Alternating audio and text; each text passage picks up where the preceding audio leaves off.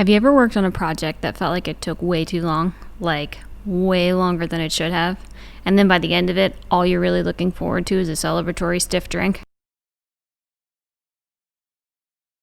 Oh yeah, nah, me neither. The L-shaped bar. Let's get into it.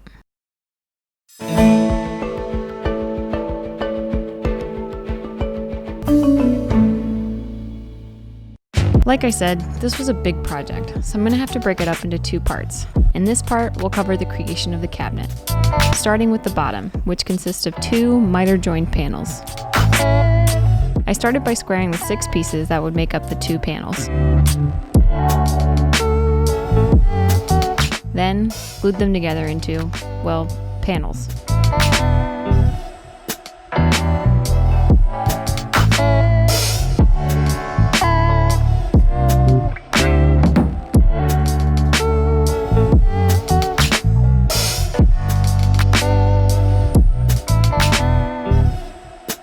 Once the glue cured, I cut one end of each panel square and the other at 45 degrees.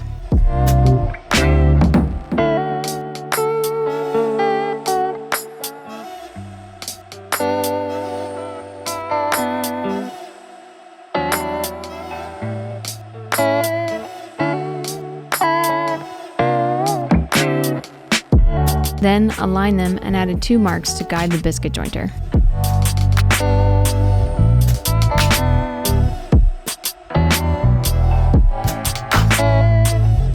After a clean dry fit, it was time to glue.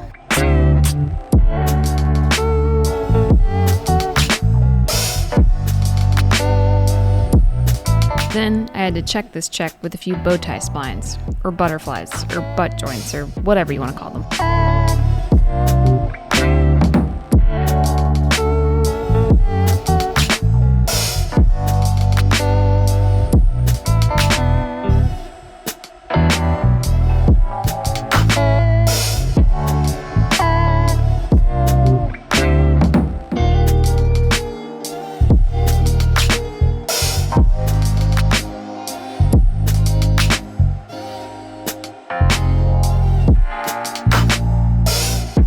With the bottom in OK shape, it was time to get started on the corner supports. Each corner has a pair of 2 beveled supports, an outer longer one with cut grooves to hold the cabinet faces, and an inner shorter one to sit atop the bottom panel to help support the weight of the bar top.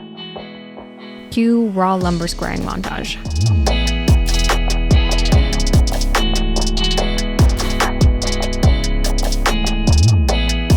Once I had all 20 pieces roughed out, I trimmed the outer supports to 32 inches and the inner supports to 31 1/8, leaving space enough for the bottom panel to rest flush with the full length of the longer support.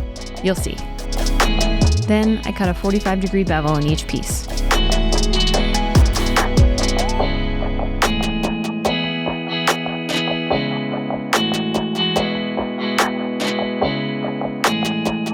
And glued up the pairs.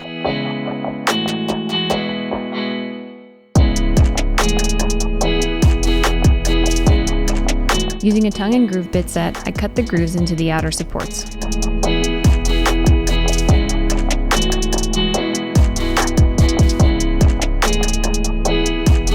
And wrapped up by giving the outer pieces a round over.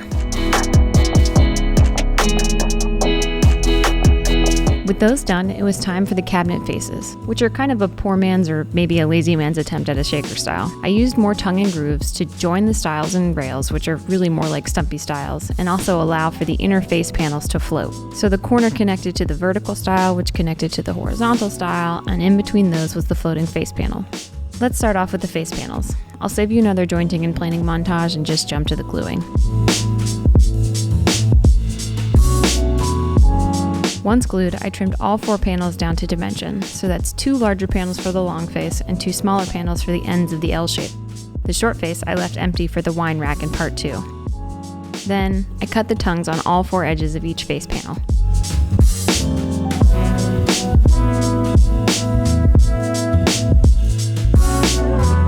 And then gave each piece a finishing level sand down. While I take care of that, I'd like to invite you to like, subscribe, and ring the bell. I love hearing and learning from you guys, and I'm never in short supply of project ideas to share with you. Okay, back to it. With those ready, I got to work on the stiles. cutting them down to size, and then routing the tongues and grooves. The long edges of the vertical pieces got one tongue side and one groove side, except for the center style/rail of the long face, which got 2 long side grooves and 2 short side tongues, or tenons. While on the horizontal pieces, one long edge got a groove and the 2 ends each got a tenon. With all those tongues and grooves ready, it was time to glue the styles and the style/kind of rails into place.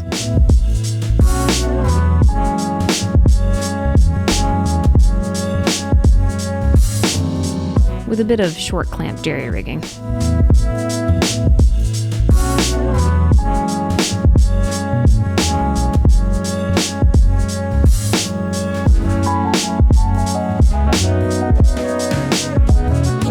And with the face panels all ready, it was time to connect them to the outer corner supports. I tried to do this strategically, avoiding connections that would cause too much levering before I was ready to put the bottom panel in place.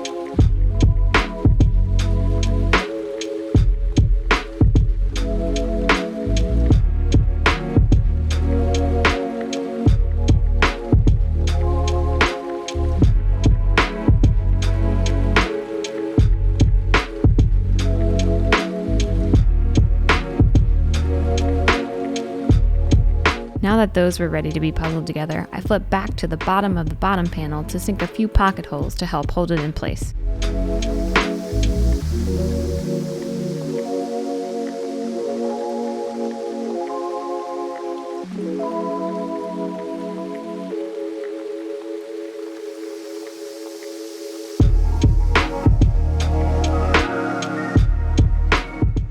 Then, using right angle clamps, I got the inner corner supports in place, again leaving space at the bottom to allow just enough clearance for the bottom panel.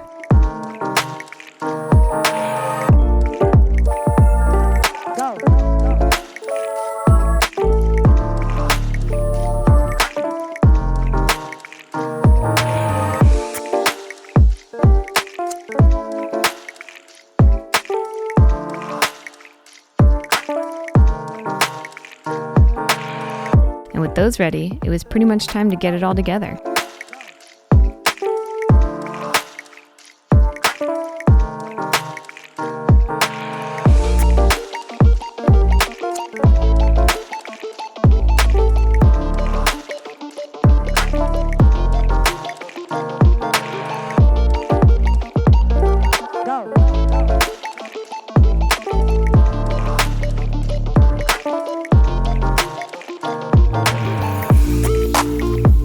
And that's a wrap for part 1. In part 2, I'll cover the feet, the wine rack and shelving, and of course, the bar tops.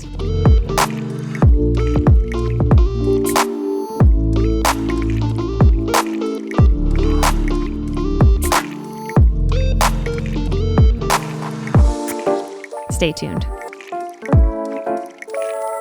Thanks so much for watching, you guys. For more DIY projects and shop upgrades, like, subscribe, and ring the bell.